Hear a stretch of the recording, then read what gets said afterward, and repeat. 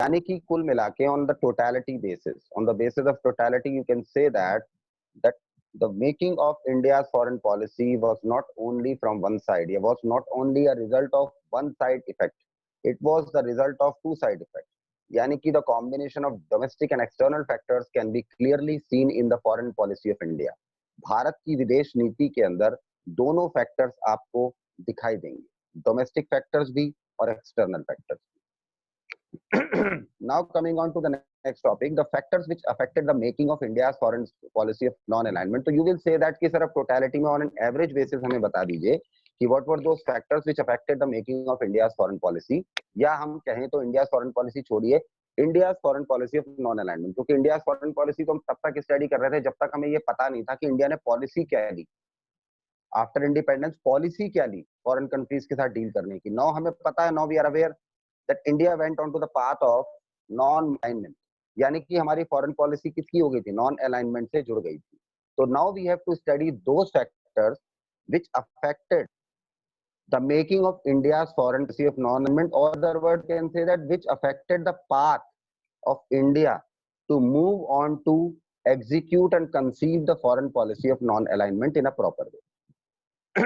First point, उसमें external domestic factor सारे आते हैं, बट यहाँ पर मोस्ट प्रोबेबली एक्सटर्नल फैक्टर्स ही दिखाए जाएंगे आपको, बिकॉज इंटरनली हम थोड़ा बहुत ऊपर ले चुके हैं ना, एक्सटर्नली हम थोड़ा सा ब्रॉड कर लेते हैं अपने आप को. First point, the beginning of the cold war era at the time of India's independence. जो हम जानते हैं, जो हम ऊपर पढ़ चुके हैं कि पहला प्रोमिनेंट फैक्टर तो ये था कि when India got independence in 1947 and after that, after 2 years of independence nearby in 1949, when India motivated itself to move on to the policy of non-alignment, उस वक्त कोल्ड वॉर स्टार्ट हो चुका था. और कोल्ड वॉर एरा के start होने के कारण इंडिया के ऊपर एक्सटर्नल फैक्टर्स के ड्रास्टिक इफेक्ट पड़ने बिल्कुल ऑब्वियस थे. Second point, resulting in the division of the world into two blocks under US and USSR. Then you can ask me, sir आग बाहर लगे तो हमारे घर में उसकी लपटें कैसे आएंगी? भाई देखो, पड़ोस में आग लगेगी तो घर में लपटें नहीं आएंगी, तो गर्मी तो आएगी, इफेक्ट तो उसका आएगा. रेलेवेंस तो है उस चीज की. आप कहोगे क्यों सर, क्या रेलेवेंस है? बिकॉज रेलेवेंस ये है कि भारत भी दुनिया का ही हिस्सा था, और दुनिया कोल्ड वॉर की वजह से दो ब्लॉक्स में बढ़ गई थी. One block was of US and other block was of USSR. और इंडिया अपने आप को चाहे कितना भी अलग रख ले, चाहे कितना भी अलग चलाने की कोशिश कर लेता, बट अलग चला सकता था, बट उनसे अलग हो नहीं सकता था, because those countries were also surviving in the same world as India was surviving. कहीं ना कहीं इंडिया और वो सारे कंट्रीज ग्लोबल इकोनॉमी का पार्ट थे. Now third point, leading to political, economic, military at global level. ये कोल्ड वॉर एरा स्टार्ट हुआ. कोल्ड वॉर एरा स्टार्ट होने के बाद सो कॉल्ड दुनिया जो है दो टुकड़ों में आप दो फाड़ हो गई, and the world was divided into two blocks. One block was leaded by US and the European Union, and second, मैं तो सिंपल यही कहूंगा, यूएस लीडर था. सेकंड ग्रुप वाज, यानी कि second block was leaded by USSR, to be very foremost. अब इसकी वजह से क्या हुआ? इसकी वजह से सिंपल है कि वर्ल्ड जब दो ब्लॉक्स में डिवाइड हुआ, एक को यूएस लीड कर रहा था, एक को यूएसएसआर लीड कर रहा था, ये प्रॉब्लम यहाँ पे कंट्रीज की नहीं थी, प्रॉब्लम यहाँ पे आइडियोलॉजी की थी. The ideology of US was completely different and completely differentiating as compare to the ideology of USSR. Therefore ये दोनों ब्लॉक्स बिल्कुल डिफरेंशिएटिंग, बिल्कुल अपोजिट थे आइडियोलॉजी, जिसकी वजह से पूरा वर्ल्ड दो ब्लॉक्स में बटा. तो पूरा वर्ल्ड दो ब्लॉक्स में जब बटा या डिवाइड हुआ ना, तो पूरा वर्ल्ड पॉलिटिकली, इकोनॉमिकली और मिलिटरिकली भी दो टुकड़ों में डिवाइड हो गया. यानी कि ग्लोबल लेवल पर तीनों आप कह सकते हैं कि प्लेटफॉर्म्स पर कन्फ्रंटेशन शुरू हो गया. पॉलिटिकल लेवल पर भी कन्फ्रंट करने लगे कंट्रीज आपस में, इकोनॉमिक लेवल पर भी करने लगे, और मिलिटरिकल लेवल पर भी करने लगे. कौन से countries? The countries belonging to these two blocks. एक दूसरे के अपोजिट वो हर फेज में खड़े हो गए, पॉलिटिकली, इकोनॉमिकली, कल्चरली एंड मिलिटरिकली. उसके बाद the establishment of the UN. UN तो एस्टैब्लिश हुआ ही था, आपको ध्यान हो शायद, यूनाइटेड नेशन जिसको हम कहते हैं, the creation of nuclear weapons. और उसके बाद आप देखिए, इसी कोल्ड वॉर की वजह से एक दूसरे को मारने की ख्वाहिश और एक दूसरे से मरने के डर के कारण न्यूक्लियर वेपन्स बनाने दुनिया ने स्टार्ट कर दिए. और as a result, when the construction or the creation of nuclear weapons started in this world of global economy, वहां पे होड़ मच गई न्यूक्लियर वेपन्स बनाने की, कौन ज्यादा बनाए और कौन पहले बनाए. एज अ रिजल्ट आप देख सकते हैं क्योंकि ऑब्वियसली मैं मानता हूं कि न्यूक्लियर वेपन्स की क्रिएशन में सबसे पहला हाथ तो ऑब्वियसली भाई आप अमेरिका का ही कहेंगे, बिकॉज 1945 के अंदर उन्होंने जापान के पर्ल हार्बर अटैक का जो रिप्लाई दिया था, that reply was in the form of a nuclear attack, and that was the most that was the only attack being done by any country on some other country into the form of nuclear bomb. और उसके results आप जानते हैं, next 44 years तक Japan पे उसके result रहे।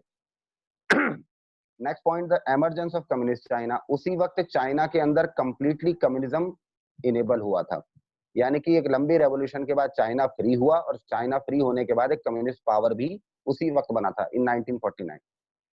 और नेक्स्ट प्रॉब्लम क्या थी, the beginning of the decolonisation. और ये और एक फैक्टर था एक्सटर्नल जो इंडिया पर इफेक्ट डाल रहा था कि अब सेकेंड वर्ल्ड वॉर के बाद the world was on to the path of globalization, the world was on to the path of now global materialization. इसलिए कोई फिजिकली एक दूसरे के सामने अब हथियार से लड़ने के मूड में नहीं था, इसीलिए सभी देशों ने अपने गुलामों को डीकोलोनाइज करना स्टार्ट कर दिया, क्योंकि उनकी खुद की स्थिति नहीं थी। देयरफॉर डीकोलोनाइजेशन भी after this independence of India started. मतलब पैरेलल सी बात है भाई, सेकेंड वर्ल्ड वॉर जब खत्म हुआ नियर बाय उसी वक्त इंडिया को इंडिपेंडेंस मिली, तो ऑब्वियसली 1945 के वर्ल्ड वॉर के खत्म होने के बाद जो वर्ल्ड पर इफेक्ट्स पड़े वो इंडिया पर भी पैरेलली उसी वक्त पड़े, बिकॉज इंडिया ने जस्ट उसी वक्त इंडिपेंडेंस अटेन की थी near by. Coming on to the note, the above leading India's leadership to pursue its national interests according to the international scenario. अब ये जो ऊपर के सारे factors थे, all those factors leaded the Indian government, leaded the Indian leadership, leaded the Indian leaders to pursue their national interests according to the international situation. ये पूरा international scenario जो ऊपर था उसको ध्यान में रख के हमारे देश के लीडर्स ने आगे की सिचुएशन को परस्यू करने के लिए अपनी प्लानिंग शुरू कर दी, और प्लानिंग शुरू करके वो आगे बढ़ चले, और जिसका रिजल्ट था policy of non alignment. Now you will say that next topic is Nehru role. Jawaharlal Nehru साहब का नॉन पॉलिसी ऑफ अलाइनमेंट में क्या रोल था? मैं तो आपको सिंपल कहूंगा कि the role of Nehru in non alignment वही था कि भाई अगर नेहरू ना होते तो पॉलिसी ऑफ नॉन अलाइनमेंट होती ही नहीं। तो नेहरू साहब का तो सबसे बड़ा रोल था किसमें? The policy of non alignment में। कैसे? The first Prime Minister of India, who was also his own foreign minister, played an important role in setting the national agenda. हमारे देश के पहले प्रधानमंत्री मिस्टर जवाहरलाल नेहरू, श्रीमान जवाहरलाल नेहरू, जो खुद के फॉरेन मिनिस्टर भी थे, यानी कि जब तक वो प्राइम मिनिस्टर रहे हमारे देश के, 1956 में वो प्राइम मिनिस्टर बने थे अनऑफिशियल, 47 में after India became officially independent उसके बाद वो ऑफिशियल पीएम हो गए। तो 1946 से लेकर 1964 तक नियर बाय 18 इयर्स तक वो देश के पीएम रहे। तो वो 18 साल जब तक देश के पीएम रहे तब तक वो फॉरेन मिनिस्टर भी रहे, विदेश मंत्री भी रहे, यानी कि वो खुद के जब अपने प्राइम मिनिस्टर होने के नाते अपने कैबिनेट के फॉरेन मिनिस्टर भी थे वो, यानी कि वो नेशनल एजेंडा सेट करने में सबसे इंपॉर्टेंट रोल वो खुद प्ले करते थे, किसी की नहीं सुनते थे। सुनते सबकी थी, सबकी थे, करते अपने मन की थी। यानी कि simple, the foreign policy of India which was driven from 1946 to 1964, इन 18 साल की जो भी फॉरेन पॉलिसी रही है उसका टोटल क्रेडिट जाता है श्रीमान जवाहरलाल नेहरू को। The three major objective of his foreign policy were, उनकी फॉरेन पॉलिसी के 3 मेन ऑब्जेक्टिव्स थे। First objective, preserving the hard earn sovereignty, की इतनी मेहनत इतने संघर्ष से जो हमने अपनी ये संप्रभुता, अपनी आजादी, अपने घर के दरवाजे को अपने खुद से बंद करने का हक पाया है, इसको हमें प्रिजर्व रखना है कि अब इस दरवाजे में कोई हमारी परमिशन के बिना ना घुसे, यानी कि preserving the hard earned sovereignty. ये पहला एम था। Second, protection of territorial integrity. दूसरा एम था कि हमारे जितने भी एक्सटर्नल बॉर्डर्स हैं, जिन जिन देशों से लग रहे हैं, उन सभी बॉर्डर्स को हमें प्रोक्योर रखना है, प्रिजर्व रखना है, सिक्योर रखना है। सेकंड, टेरिटोरियल इंटीग्रिटी, हमारे देश के अंदर जितने भी प्रिंसली स्टेट्स को कंबाइन करके और एरियाज को कंबाइन करके हमने एक integrated nation named as India बनाया है, और सारी टेरिटरीज को हमने इंटीग्रेट करके एक इंटीग्रेटेड कंट्री बनाकर आगे इंटीग्रेटेड डेवलपमेंट का टारगेट बनाया है, तो उसके लिए जरूरी है कि all these territories needs to be in proper integrity, ये एक दूसरे के साथ जुड़ी रहे, ऐसा नहीं कि कल आज जोड़े हैं कल टूट जाएं। तो second target was protection of territorial integrity, कि सभी टेरिटरीज को आप बांध कर रखें। This was second target. Third was to promote rapid economic development, ये बहुत जरूरी था। तो थर्ड एम था कि economically we are very very much backward, हमारी कंडीशन बहुत खराब है, therefore we need to promote rapid economic development. Note the above objectives constituted the policy of non alignment. इन्हीं 3 ऑब्जेक्टिव्स को मिला के श्रीमान जवाहरलाल नेहरू जी ने पॉलिसी ऑफ नॉन अलाइनमेंट को बना डाला।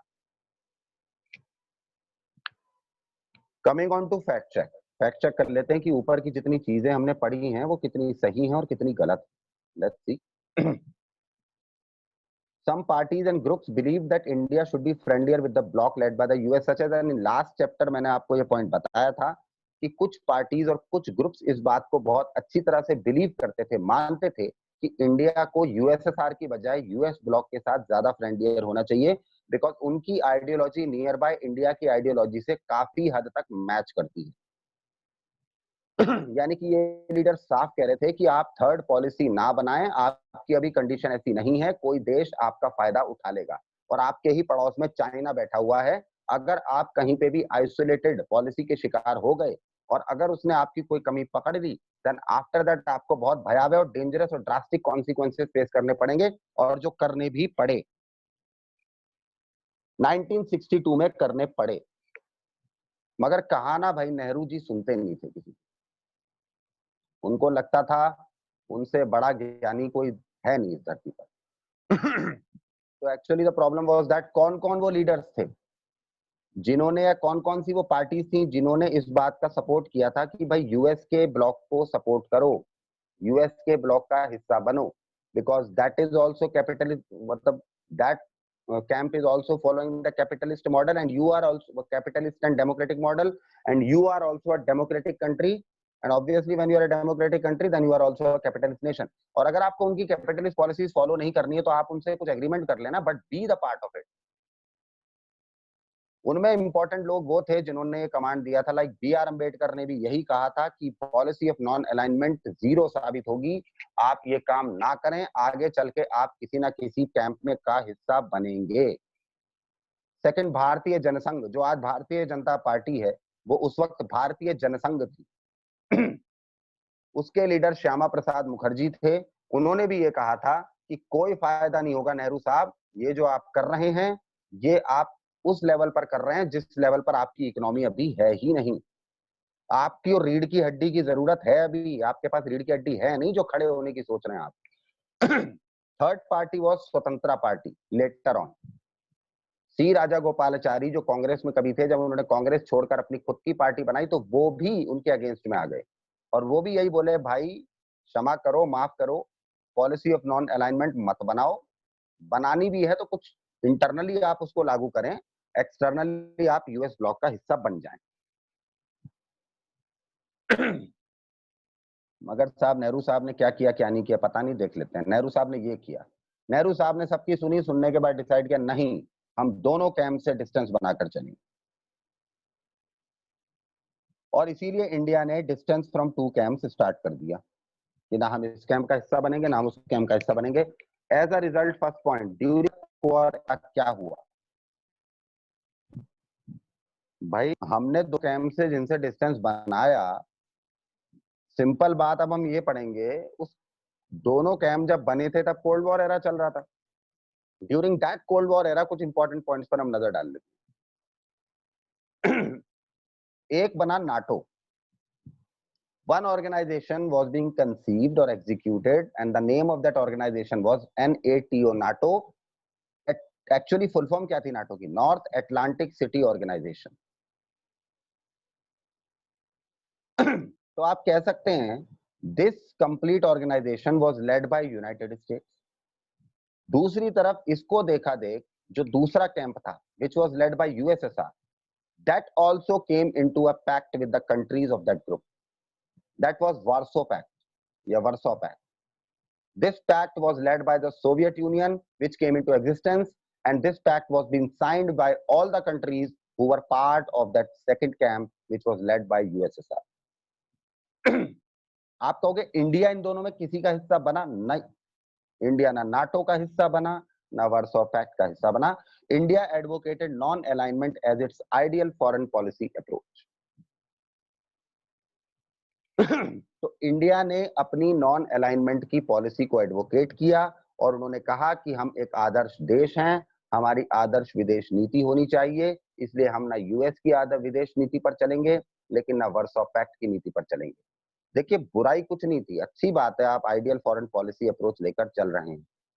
लेकिन प्रॉब्लम ये होती है कि there was a dialogue in the movie Kabhi Khushi कभी गम, कि जेब में नहीं है टल्लम टिल्ला और आप खरीदने चले हैं लाल किला। तो I think the problem was that, है ना? इकोनॉमिकली आप अपनी किस स्टेट में हैं आपको पता होना चाहिए। Despite of that you know that your neighbouring country China is of communist nature and उसका भरोसा नहीं किया जा सकता। उसके बावजूद ने एक थर्ड फ्रंट बनाया, और अगर बनाया तो फिर आप उसको कामयाब कर लेते। बट कामयाब नहीं किया, पहली बात तो कामयाब बात की बात है। First of all we will study the reasons why India advocated non alignment. अब ये आप डिसाइड कीजिएगा कि भाई ये कितना सही था, इंडिया का इंटेंशन कितना गलत था। वो डिस्कशन में बाद में डिसाइड होगा कि आप कितना सही सोच रहे हैं, कितना गलत सोच रहे हैं, because it completely depends upon your analysation that what do you think, ये कितना सही था कितना गलत। तो इसके रीजंस ले लेते हैं। Why India advocated third front of non alignment as its ideal foreign policy approach. पहला रीजन था, इंडिया दोनों गुटों में किसी का हिस्सा इसलिए नहीं बनना चाहता था क्योंकि इंडिया को लगता था कि अगर हम भी किसी ग्रुप का हिस्सा बन गए तो इन दोनों ग्रुप्स के बीच की जो टेंशन है, कोल्ड वॉर जो टेंशन है, वो कम कौन करेगा। तो यानी कि India was willing to act as a medium to reduce the war tensions between the two group. Second point, to contribute in UN peace keeping operation. साथ में इंडिया यूनाइटेड नेशंस के पीस कीपिंग ऑपरेशंस का भी हिस्सा बनना चाहता था और इंडिया उसमें कंट्रीब्यूट करना चाहता था। बड़ी विडंबना की बात है भाई कि that United Nations, the organisation which was being framed by all those developed nations जो किसी ना किसी ग्रुप का हिस्सा थे, उन यूएन के पीस कीपिंग ऑपरेशंस में इंडिया अपना एक आइसोलेटिवली पीस कंट्रीब्यूशन देना चाहता था। Third point, to keep itself away from any military alliances. साथ में इंडिया अपने आप को किसी भी तरह के मिलिट्री अलायंस से दूर रखना चाहता था। वो किसी के साथ कोई भी मिलिट्री अलायंस नहीं बनाना चाहता था। अब इसके रिजल्ट्स क्या रहे वो हम कल पढ़ेंगे। For today it is sufficient. I think you can come into the doubts please.